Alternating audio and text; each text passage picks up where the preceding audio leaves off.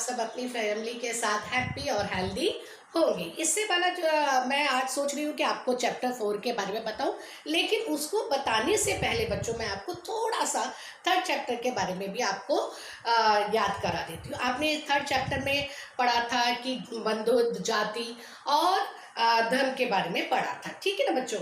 उस चैप्टर में आपने पढ़ा था कि उस काल में किस प्रकार के धर्म थे, किस प्रकार की जातियां थी।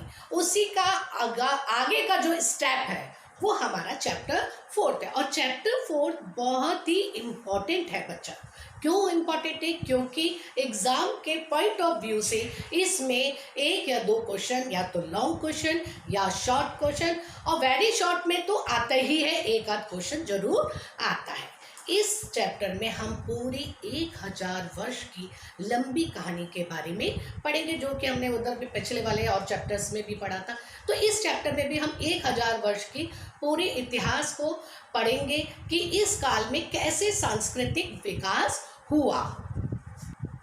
तो मैं बता रही थी इस चैप्टर में आप 1000 वर्ष की लंबी जो यात्रा है उसके बारे में आप पढ़ेंगे। इसमें कल्चरल डेवलपमेंट क्या हुआ, इसमें जो आपके दार्शनिक थे, जो फिलोसफर थे, उनके विचार क्या थे, इसमें हमारे बिलीफ्स क्या थे, हमारे विश्वास क्या थे, इस टाइम की बिल्डिंग्स क्या थी, इमारतें क्या थी, और ये सब के बारे में हम स्टडी करेंगे। इस काल में जो दार्शनिक हुए हैं, जो विचारक हुए हैं, उन्होंने अपने विचारों को कैसे एक्सप्लेन किया, किस मीडियम को यूज़ किया। उन्होंने बिल्डिंग के द्वारा, आर्किटेक्चर के द्वारा, ये मूर्ति कला के द्वारा किस प्रकार से अपने विचारों को प्रकट किया है, एक्सप्रेस किया है, ये सारी बातें हम इसमें पढ़ेंगे। ऐसा नहीं है कि बच्चों की इस काल में केवल भारत में ही परिवर्तन हुआ। ये काल ऐसा था कि विश्व के इतिहास में बहुत सारे बड़े बड़े दार्शनिक भी हुए। चीन में, ईरान में, यूनान में आपने प्लेटो,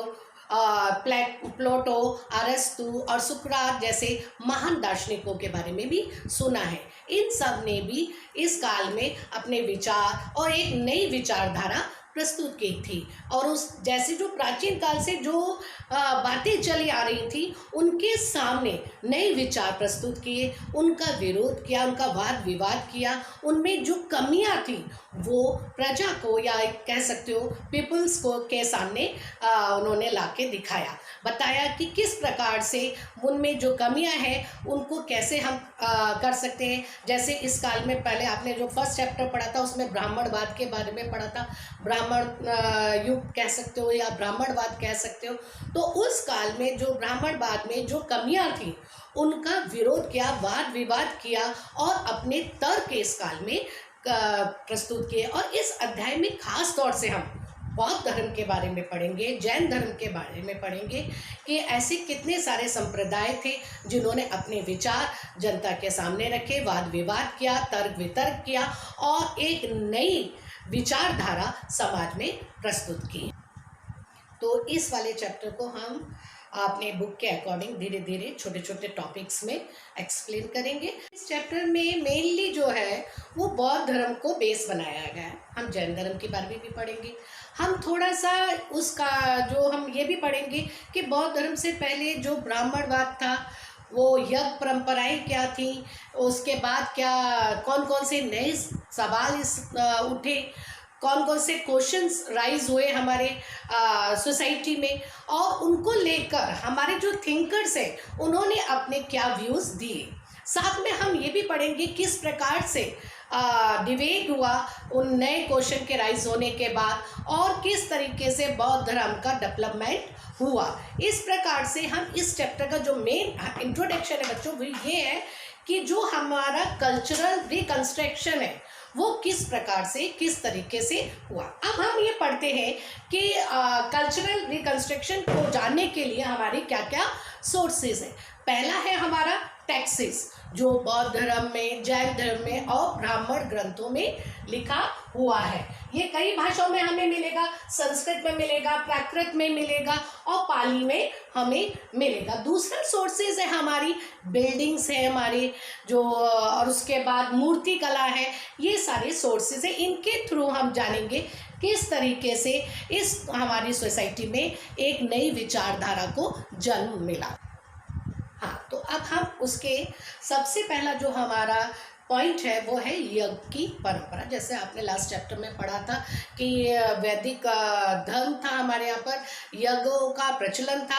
अब यज्ञ क्या होते थे, सबसे पहले हमें ये समझना है कि यज्ञ परंपरा क्या होती है या यज्ञ किसे कहते हैं। यज्ञ का मतलब होता है कि लोग जो है वो अग्नि में आहुति दिया करते थे उस समय, और ये यज्ञ का जो मेन मोटिव होता था, जो मेन उद्देश्य होता था उस ये होता था कि हमारी हेल्थ अच्छी हो, हमें अच्छी आयु मिले, हमारे जो जानवर हैं या हमारे पशुधन है उसमें, या हमारी समृद्धि में डेवलपमेंट हो, उस इंक्रीज हो, तो यज्ञ इसलिए कराए जाते थे। तो जो ऋग्वेद की रचना हुई है ना, जो ऋग्वेद लिखे गए हैं बच्चे, वो 1500 से लेकर 1000 तक ईसा पूर्व में लिखे गए हैं। इन ऋग्वेद में यज्ञों के बारे में बताया गया है कि जो यज्ञ है वो खास तौर से इंद्रदेव के लिए, सोमदेव के लिए और सूर्यदेव के नाम पर आहुतियाँ दी जाती थी। आरंभ में ये यज्ञ आरंभ में जो यज्ञ थे वो पुरोहित लोग कराते थे, धीरे धीरे यह व्यक्तिगत हो गए। हाँ, तो बच्चों अब आपने अश्वमेध यज्ञ और राजसूय यज्ञ के बारे में सुना होगा, क्योंकि बचपन से आप ये कहानियाँ, राम जी की कहानी आप लोग पढ़ते हैं, रामायण आपने पढ़ी है, और उसमें भी आपने देखा है कि किस प्रकार से लव कुश ने जो अश्व था उसे पकड़ लिया था, अश्वमेध। तो मैं यहाँ पर आपको 2 यज्ञों के बारे में, जो विशेषकर 2 यज्ञ हैं उनके बारे में, जो उस काल में बहुत ज़्यादा प्रचलित थे, उनके बारे में बताऊंगी। पहला यज्ञ है हमारा अश्वमेध यज्ञ। ये राजा लोग कराते थे अपनी प्रभुत्वता को प्रूव करने के लिए कि हम सबसे बड़े राजा हैं, हमारी पावर बहुत है। तो इस यज्ञ में वो यज्ञ कराने के बाद अश्व को, घोड़े को छोड़ देते थे, और जो राजा उसे पकड़ता था उसको उसके साथ युद्ध करना पड़ता था, और जो उसे छोड़ देता था, उसे टच नहीं करता, उसे पकड़ता नहीं था, उसका अर्थ यह था कि उसने उस राजा की पावर को मान लिया है। तो आपने रामायण में भी देखा है किस प्रकार से राम जी ने अश्वमेध यज्ञ कराया था, और वो अश्व जो है किस प्रकार से लव कुश ने पकड़ा और युद्ध हुआ। दूसरा यज्ञ है हमारा राजसूय यज्ञ। ये भी एक तरीके से राजा लोग अपनी शक्ति के प्रदर्शन के लिए किया करते थे। हाँ, तो बच्चों जैसे मैंने बताया कि उस वैदिक काल में यज्ञों का बहुत महत्व था, लोग यज्ञ कराते थे। आरंभ में सामूहिक रूप से यज्ञ चलते थे, धीरे धीरे ये व्यक्तिगत रूप से होने लगे। तो यज्ञों का मुख्य उद्देश्य क्या होता था? संतानों की लंबी आयु के लिए, अपनी समृद्धि के लिए, अपने परिवार की व्यवस्था को सही करने के लिए यज्ञ किया करते थे। धीरे धीरे यज्ञ ये समय बीतता गया, लोगों में जैसे कि पहले कहा जाता था यज्ञ कराने के बाद हमारे कर्म है वो, उसका क्या फल मिलेगा, या हमें मुक्ति मिलेगी, ये सारी बातें वैदिक काल में थी। लेकिन जैसे जैसे समय बीतता गया, समाज में नए नए प्रश्न उठने लगे।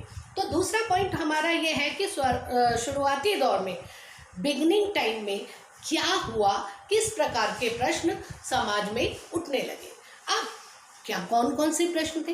पहला प्रश्न ये था कि क्या जीवन के बाद, मृत्यु के बाद जीवन है या पुनर्जन्म है, और कर्म के अनुसार क्या फल मिलता है, हम किस प्रकार से दुखों का जो समाधान है वो किसके माध्यम से कर सकते। इस तरीके से कई प्रश्न उठने लगे कि क्या किस तरीके से, क्या यज्ञ पद्धति ही ऐसी है जिसके द्वारा हमें ये सारे कर्मों का फल मिलेगा, या हम किस तरीके से अपने मृत्यु के बाद क्या जीवन संभव है, या पुनर्जन्म किस प्रकार से होता है, कर्म के आधार पर होता है। तो इस काल में अनेक प्रश्न उठने लगे।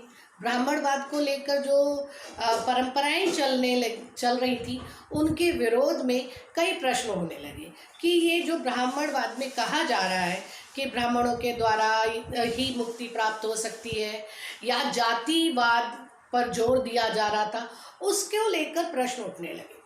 तो इस काल में ऐसे 64 संप्रदाय थे, या कह लीजिए 64 ऐसे स्कूल थे जो इन चर्चाओं पर, इन प्रश्नों पर जीवंत यानी डिबेट करते थे और आपस में बहस करके अपने सिद्धांतों को लोगों को समझाने का प्रयास करते थे। इन्हीं स्कूलों में महावीर जी और महात्मा बुद्ध थे, जिन्होंने अपने विचारों को समझाने के लिए देश में भ्रमण किए और वाद विवाद किए, अपने तर्कों को समझाया और ब्राह्मणवाद का विरोध किया। उन्होंने बताया कि जो ब्राह्मणवाद में कहा गया है कि जातिवाद होता है, जाति के आधार पर ही मुक्ति प्राप्त होती है या कार्य होता है, तो इन सब का विरोध उन्होंने कहा। उन्होंने बताया कि कोई भी व्यक्ति, चाहे वो स्त्री है चाहे पुरुष है, अगर वो अपने कर्मों के द्वारा अपने जीवन को सार्थक बना सकता है, इसमें जातिवाद या लिंग के आधार पर कोई भी भेदभाव नहीं किया जा सकता। मैंने बताया कि कूटागार वो स्थान था जहाँ पे विभिन्न शिक्षक आते थे, अपने वाद विवाद करते थे, अपने विचारों को, अपने मतों को वो स्थापित करते थे। तो ये बात मैंने यहाँ पर बताई, इस पूरे वीडियो में ये सारा आपको समझाया। जो नेक्स्ट वीडियो होगी बच्चों, उसमें हम स्तूपों के और बौद्ध धर्म के बारे में पढ़ेंगे कि बौद्ध धर्म और जैन धर्म की क्या शिक्षाएं थी, उन सब के बारे में हम पढ़ेंगे।